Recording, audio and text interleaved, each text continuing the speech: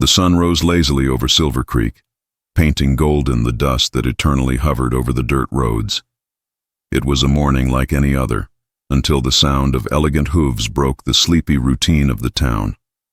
Clara raised her eyes from the counter she was polishing at the Golden Star Saloon, her calloused hands pausing in their endless work. Through the dusty window she saw the most luxurious carriage that had ever passed through these parts. Black as night, with gold details that sparkled under the merciless western sun. The coachman, dressed in clothes worth more than Clara would earn in 3 years, descended and walked directly to the saloon. "Miss Clara Morrison?" His voice was too polite for this place of rough men and cheap whiskey. She nodded, her heart suddenly racing. No one called her miss.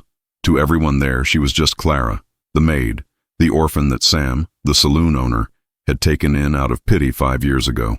The man extended an envelope, fine paper, the kind only seen in the bank's ledgers.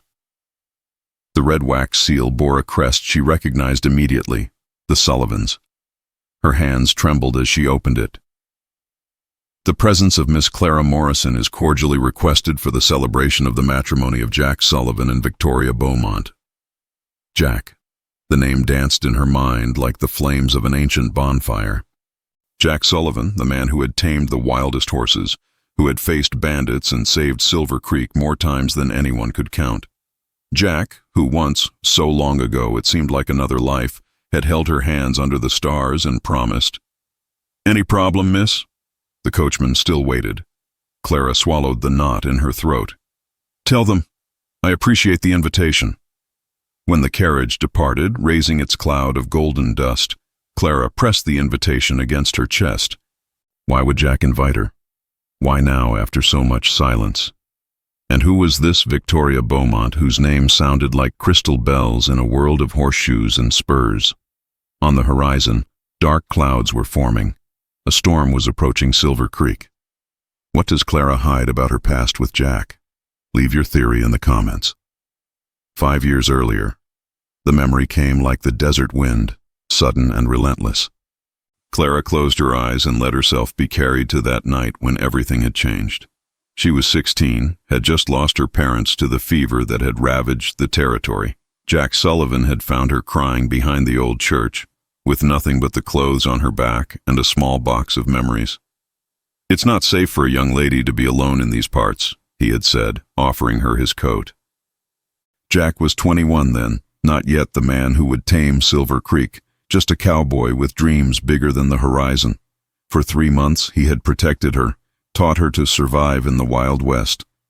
And one night, under the desert's starry sky, when the world seemed to have forgotten they existed, Jack had held her face between his calloused hands and whispered, "One day, Clara Morrison, when I'm somebody, when I have something to offer besides empty promises, I'll come back for you."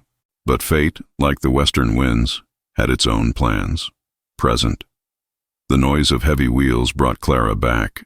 Down the main street, a procession of carriages approached, each more luxurious than the last. From the first descended a figure that seemed to have been sculpted in porcelain and dressed in blue silk. Victoria Beaumont. Her golden hair was arranged in an elaborate style that defied the omnipresent dust of Silver Creek. Men stopped what they were doing to watch. Women whispered behind fans. Victoria moved as if floating, each gesture calculated to demonstrate a superiority that didn't need to be declared. "So this is the charming place where my dear Jack chose to build his empire." Her voice carried the refined Eastern accent, each word polished like the pearls around her neck. Clara watched from the saloon window when Victoria's eyes met hers. For an instant something passed between them. A primitive recognition, like two she-wolves identifying a rival. Victoria slightly tilted her head, a cold smile curving her perfect lips. Sam, the saloon owner, approached Clara. "They say her father, Theodore Beaumont, owns half the eastern railroads. The marriage will unite his money with the Sullivan lands. Jack will become the most powerful man in the territory." Clara felt something break inside her, delicate as crystal. So that was it. Jack had fulfilled part of his promise. He had become somebody. But he had forgotten the part about coming back.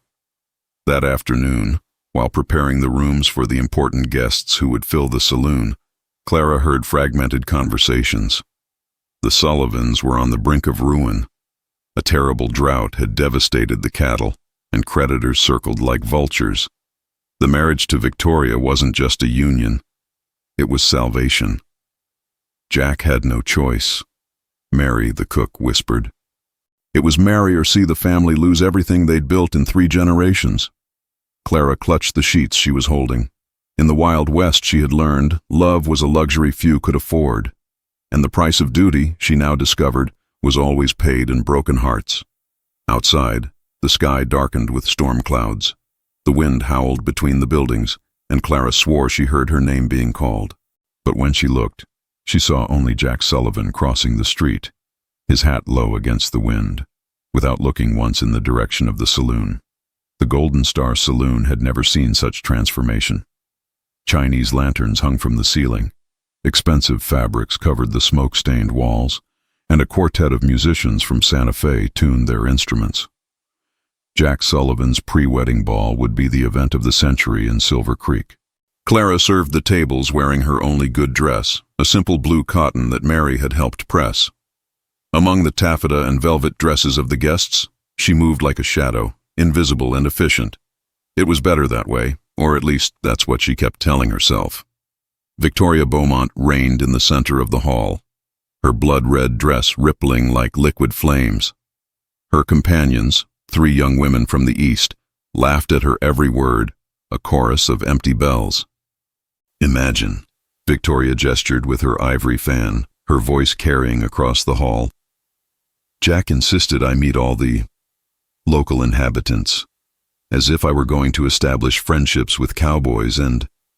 Her eyes found Clara. Saloon maids. Silence fell like an axe. Clara felt every gaze upon her as she balanced the tray of drinks. Her hands didn't tremble. The West had taught her that showing weakness was a death sentence. Excuse me, Miss Beaumont. Clara kept her voice steady. Do you need anything else? Victoria stood, approaching with calculated steps. You know, dear, there's something familiar about you. Have we met? I doubt it, miss. I don't frequent the same circles. No, of course not. Victoria took a glass from Clara's tray, her fingers deliberately knocking over the others. The crystal shattered on the floor, the wine staining Clara's dress like blood. Oh, how clumsy of me. But I suppose you're used to cleaning up messes, aren't you? The lady's laughter echoed. Clara knelt to collect the shards, and that's when she felt a strong hand on her arm, helping her up. The entire hall held its breath. Jack Sullivan was there, his gray eyes like the sky before the storm. For an eternal moment, they stared at each other, and Clara saw in them the boy she had known, hidden beneath the layers of the man he had become. Miss Morrison, he said, and the use of her formal name was both a slap and a caress. Allow me to help you. It's not necessary, Mr. Sullivan. Clara pulled away, but Jack gently held her wrist. Victoria, his voice carried an iron warning. Apologize. Victoria's face lost all color. Jack, darling, you can't be serious. For a maid? For a guest? Clara Morrison saved my life once, when bandits attacked near the canyon. It's a debt I can never repay. He looked around the hall. Everyone here owes her respect. It was lie and truth intertwined. Yes, Clara had saved him, but not from bandits. She had saved him from loneliness, from emptiness, from the darkness that threatened to swallow him after losing his brother. But these were truths that didn't fit in that hall. Victoria forced a smile. My apologies, Miss Morrison. The moment broke when the saloon door burst open. A man entered, covered in road dust, his face marked by a scar that ran from eye to chin. Some men instinctively moved their hands to their holsters. Jake Sullivan. The stranger removed his hat, revealing hair black as night.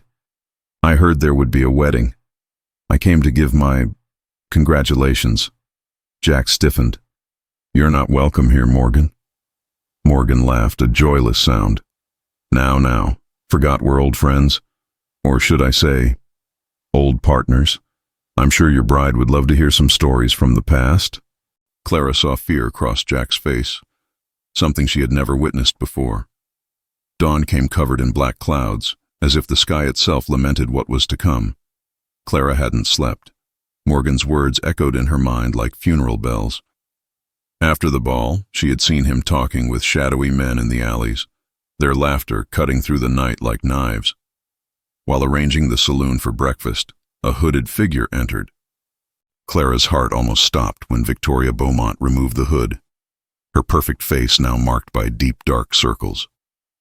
"I need to speak with you," Victoria said, her voice stripped of its usual arrogance.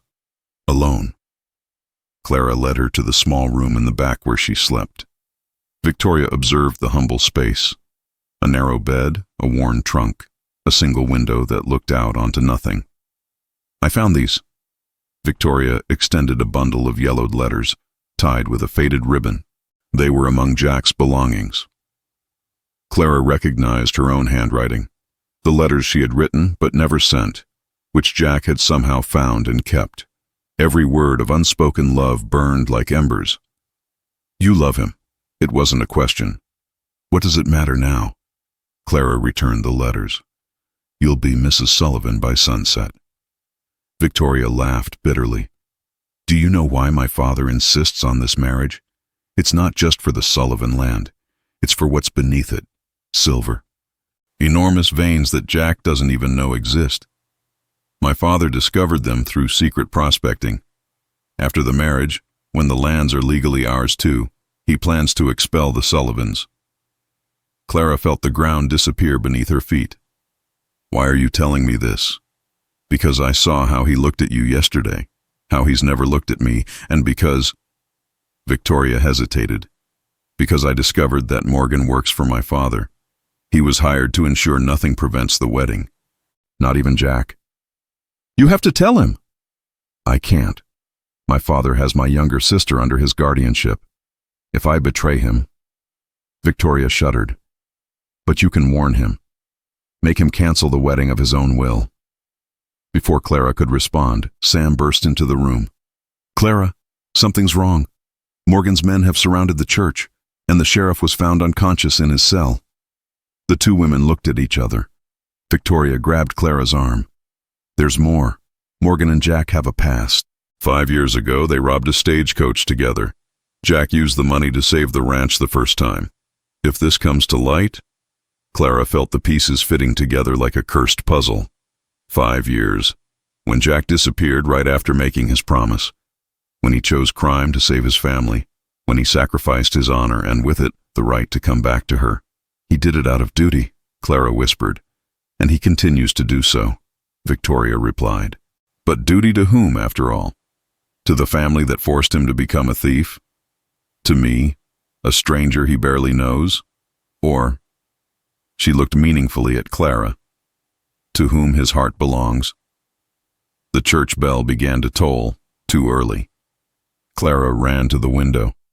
Armed men positioned themselves strategically throughout the town. Morgan was in the middle of the main street, polishing his gun with studied calm. "It's a trap," Clara understood. "If Jack tries to flee or cancel, Morgan will reveal everything. If he marries, he loses the lands anyway. There's no way out." "There's always a way out in the West," Victoria said, surprising Clara with her sudden determination. "But it will require all of us to make choices that will change everything." Outside, the first thunder exploded. The storm had finally reached Silver Creek, and with it, the moment when all secrets would be revealed under the relentless light of lightning. Clara grabbed the old Colt that Sam had given her for protection. "Then let's change everything. The siege is set. How will Clara and Victoria face Morgan? The altar holds surprises." The church of Silver Creek had never seemed so small. Every pew was occupied, but the silence was that of a wake, not a wedding. Morgan's men guarded every entrance, wolf smiles on sun-marked faces. The storm roared outside, lightning illuminating the stained glass like divine omens. Clara stood at the back, her dress still stained from the wine the night before. She hadn't had time to change after discovering that Morgan had taken Mary and Sam as collateral. Victoria walked down the aisle, magnificent in her wedding dress, each step measured like someone marching to the gallows. Jack waited at the altar, his face a granite mask, But Clara saw beyond, saw his clenched fists, the tense jaw, the gaze that swept the church looking for an exit that didn't exist. Old Father Miguel trembled visibly, a gun pointed at his back from an angle only he and Jack could see. "Dearly beloved," the priest began, his voice weak as dry paper, "we are gathered here to—" "Stop this farce." Morgan stood from his pew walking down the aisle. "Everyone here knows what's happening. Jack Sullivan, the great hero of Silver Creek, is just a common thief. Or should we ask about the Paso Robles stagecoach?" Murmurs ran through the church. Theodore Beaumont, seated in the front row, allowed himself a satisfied smile. "Tell the truth, Jack," Morgan continued, "or I'll tell how you and I split those $20,000. How you used blood to save your precious ranch." Jack stepped forward. "It's true." The confession fell like lightning. Victoria covered her face with her veil. Clara closed her eyes, feeling Silver Creek's heart break. "I robbed the stagecoach," Jack continued, his voice gaining strength. "But not with you, Morgan. You came after, tried to steal my share. You killed the guard when he was already surrendered. I was a thief, yes, but you're a murderer." "Lies." Morgan drew his gun, but Jack was faster, knocking him down with a punch. Chaos exploded. Morgan's men advanced, but they hadn't counted on one thing. "Now!" Clara shouted. From the church windows, the Sullivan ranch workers appeared, armed. She had gathered them during the dawn, men who owed their lives to Jack, who wouldn't abandon him now. Victoria, in a surprising move, pulled a gun hidden in her bouquet. Clara had taught her to shoot that morning. "Enough." Victoria's voice cut through the tumult. She was pointing the gun at her own father. "Tell the truth, Father, about the silver, about your plans." Theodore paled. "Victoria, you don't know what you're doing." "I know exactly." She looked at the congregation. "My father planned to steal the Sullivan lands after the marriage. There's silver beneath them. He hired Morgan to ensure nothing went wrong."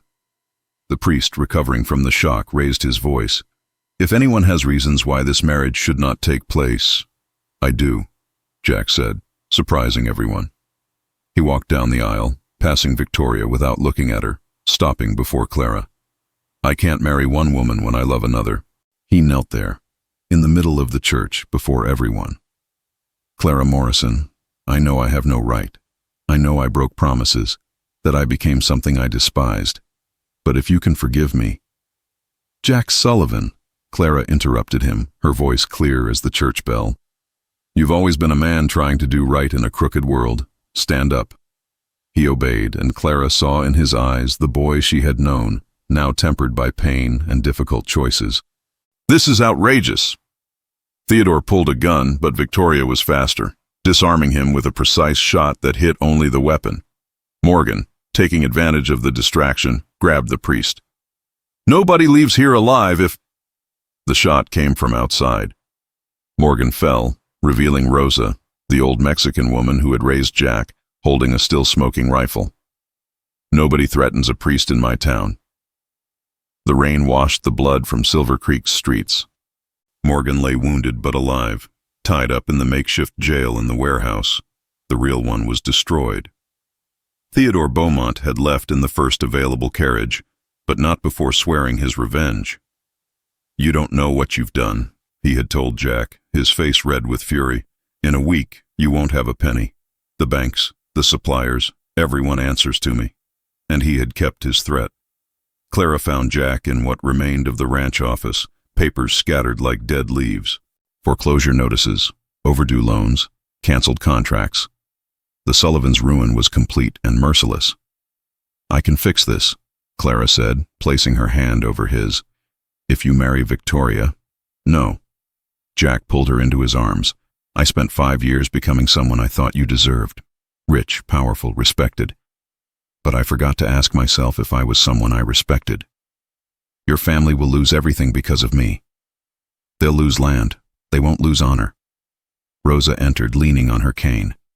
"My son, lands can be bought back. Sold souls, never." But Clara couldn't accept it. That night, while Jack organized the defense against Morgan's last henchman who still roamed the town, she made a decision. She went to the hotel where Victoria was still staying. "Marry him," Clara begged. "I'll disappear. Save his family."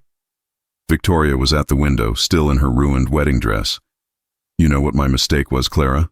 I thought love was possession, that you could buy loyalty with money and force hearts with contracts." She turned, and Clara saw she was crying. "Did Jack humiliate me today? No, he freed me. For the first time in my life, someone said no to my father, and that gave me the courage to do the same. But my sister." Victoria smiled genuinely for the first time. "I ran away with her last night. She's safe with my aunt in San Francisco. Father has no more power over me." A crash cut through the conversation. Shots echoed from the town center. Morgan's last men were attacking in desperation, trying to free him. Clara saw Jack and his few men defending the makeshift jail, outnumbered 3-1. Without thinking, she grabbed Victoria's rifle. "Can you shoot?" Victoria asked. "Jack taught me, a long time ago." "Then let's go, together." It was surreal. The daughter of the richest man in the territory and the orphaned saloon maid, side by side, defending the same cause. Clara for love, Victoria for redemption, both for justice. The battle was fierce. Clara saw Sam fall, wounded in the shoulder. Mary dragged him to safety while shooting with the other hand. The old blacksmith, built like a bear, knocked down bandits with his bare hands when he ran out of ammunition. Then Clara saw it. A shooter in the bell tower, aiming at Jack who didn't see him, busy saving young Billy from 2 attackers. There was no time to warn. Clara ran, the world shrinking to that moment. The shot echoed. Pain exploded in her shoulder as she pushed Jack, taking the bullet meant for him. Falling into his arms, Clara saw the horror in his gray eyes. "Promise fulfilled," she whispered. "I saved your life, as you saved mine." Jack held her as if he could keep her alive by force of will. Around them, the battle came to an end. The bandits, seeing their leader imprisoned and their numbers reduced, fled to the desert. Victoria appeared with the doctor, her hand still holding the smoking gun that had taken down the bell tower shooter. "She'll live," the doctor assured after examining Clara. "The bullet grazed her, but she needs to rest." As Clara was taken for treatment, she heard Victoria say to Jack, "Take care of her. You two have paid too high a price for this love to waste it now." Outside, Silver Creek buried its dead and healed its wounded, knowing everything had changed forever. 3 days passed. Clara awoke in the guest room of the Sullivan house, her shoulder throbbing under the bandages. Jack slept in the chair beside her, his hand holding hers even in sleep. Unshaven, deep dark circles, he had guarded every moment of her recovery. "The ranch?" were her first words when he woke. "Lost. The auction is tomorrow." Jack tried to smile. "But you're alive. That's all that matters." Rosa entered with a tray of soup. "The whole town is outside. They want to see you, child." Through the window, Clara saw dozens of people. Families Jack had helped, cowboys he had employed, merchants who respected his word.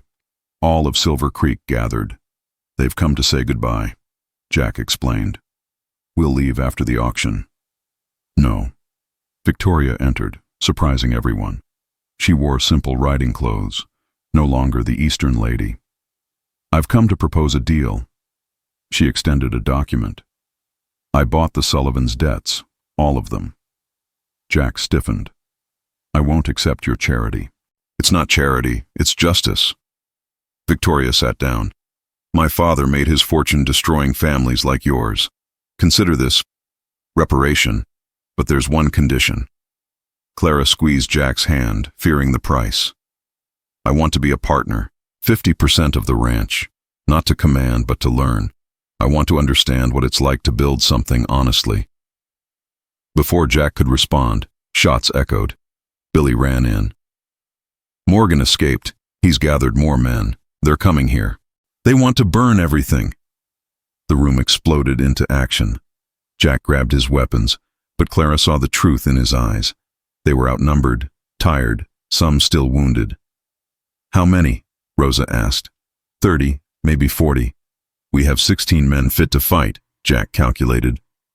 17, Clara stood up, ignoring the pain. 18, Victoria added. You won't fight, Jack began, but the two women were already grabbing rifles. It was Victoria who had the idea. Red Canyon Pass. It's the only way to the ranch from the south. We can hold them there. It was true. The canyon was narrow. 3 men could hold an army. But getting there first? I know a shortcut, old Pete, the Sullivan foreman, offered. But it's dangerous. Along the cliff edge. They rode like the wind, Clara clinging to Jack, her shoulder protesting at every jolt. Victoria surprised everyone with her riding skill. The storm that had threatened for days finally broke, turning the earth to mud, the path into nightmare. They reached the canyon minutes before Morgan. They positioned themselves in the rocks, the rain making visibility difficult, but also the enemy's aim. Sullivan, Morgan shouted from the canyon entrance. Hand over the women and I'll spare your men. Counteroffer, Victoria shouted back. Go to hell. Her shot hit Morgan's hat, starting the battle. It was a calculated massacre. The elevated position, the narrow canyon, the desperate determination, every element favored the defenders. But Morgan had numbers. For every bandit that fell, 2 seemed to take his place. We're running out of ammunition, Sam warned, his arm still in a sling. Clara saw the moment Jack made the decision. That look that said he would do something heroically stupid. I'm going down. Create a distraction. Don't even think about it. Clara grabbed his arm. It's the only... The explosion cut off his words. Victoria appeared, her face covered in soot. Dynamite from the railroad construction. Father left crates at the ranch. She threw the explosives with learned precision, another secret of the Eastern lady. The rocks collapsed, sealing the passage. Morgan and a few survivors fled, knowing Silver Creek wouldn't be easy prey. But victory had its price. Pete didn't survive. 2 other good men also fell. As the rain washed the blood from the canyon, Clara saw Victoria kneeling beside Pete, gently closing his eyes. He said... Victoria swallowed her tears, said it was worth it, fighting for something right. 1 year later, the sun set golden over the hills, tinting the new fences of the Morrison-Sullivan ranch in copper tones. Clara stopped her horse at the top of the rise, observing what they had built from the ashes of the old Sullivan property. It was smaller, more modest. The grand house had been sold to pay the last debts Victoria couldn't cover. In its place, they had erected a simple but solid house, with wide porches where Rosa sat every afternoon, teaching the town's children to read. Letter for you. Jack approached on horseback, extending an envelope with a San Francisco seal. Clara recognized Victoria's elegant handwriting. She opened it with trembling fingers. Dear Clara, I write from my new office in San Francisco, where I've established the Beaumont Foundation for Western Orphans. Ironic, isn't it? My father's money now builds schools and orphanages. I heard your ranch prospered this year. The horse breeding Jack started has buyers even from Mexico. I'm happy. You deserved some peace after so much storm. There's something I need to confess. That day at the altar when Jack chose you, it wasn't humiliation I felt. It was relief. And perhaps, just perhaps, envy. Not of him, but of you two. Of having something worth losing everything for. I've met someone. A doctor who works in the poor neighborhoods. He doesn't know who I am, who my father was. To him, I'm just Victoria, a hospital volunteer. It's liberating. Thank you, Clara, for showing me that strength isn't in money or surname. It's in choosing what's right, even when it costs everything. With eternal love and gratitude, Victoria P.S. I'm sending a surprise by mail. It will arrive soon. Clara folded the letter, silent tears on her face. Jack hugged her from behind. Regrets? He asked. She looked at her hands, calloused now, not just from serving tables, but from building a life. We lost the great Sullivan Ranch. You lost your position, your power. I gained something better. Jack turned her to face him. I gained the right to look in the mirror, to sleep without nightmares about stagecoaches and blood, to love you without shadows between us. A shout interrupted them. Billy came galloping from the valley. Mr. Jack, Mrs. Clara, a carriage coming. They descended together. The carriage was simple but elegant. From it descended a man with glasses, carrying a leather briefcase. "Mrs. Morrison Sullivan? Mr. Sullivan? My name is James Hartley, attorney for Miss Victoria Beaumont." Clara's heart raced. "Has something happened to her?" "No, ma'am. I've come to deliver this." He extended documents. Miss Beaumont located and purchased the original mining rights to these lands, dated before her father's claim. Legally, the silver always belonged to the Sullivans. She's returning what is rightfully yours. Clara and Jack looked at each other, stunned. "There's also this." Hartley handed over a small package, with instructions to open in private. That night, after the lawyer left and the commotion calmed, Clara opened the package. Inside were 2 simple silver rings and a note. "For the wedding that should have been. The silver is from the first sample extracted from your lands. Transform this wealth that almost destroyed us into something beautiful. V." 6 months later, on a clear spring morning, Clara Morrison married Jack Sullivan in the same church where they had almost lost everything. Victoria came from San Francisco with her doctor, a gentleman with an easy smile who clearly adored her. Morgan was never seen again. They say he fled to Mexico. Theodore Beaumont died alone in his eastern mansion, his empire crumbling without Victoria to sustain it. But on that day, under the infinite western sky, none of that mattered. "You know," Clara said to Jack during the dance, "we lost almost everything, and gained even more," he replied, spinning her. She saw their future children in that spin, saw years of hard but honest work, saw a modest but true life. Outside, Victoria watched the sunset with her fiancé. It was a happy ending after all. "Bittersweet," he gently corrected. "The best endings always are." And he was right. Because under the western sky, where the wind carries stories of love and loss, of choices and consequences, Clara and Jack built not an empire, but something much more valuable, an authentic life, bought with sacrifice, sealed with truth. The sun set golden over Silver Creek, and somewhere the wind whispered that some things are worth more than all the gold and silver in the world. The end. And you? Do you believe true love is worth any sacrifice? Leave in the comments what you thought of Clara and Jack's fate. Were you moved by Victoria's redemption? Don't forget to like and share this Old West story where the greatest treasure wasn't under the earth, but in the hearts that dared to choose love above all.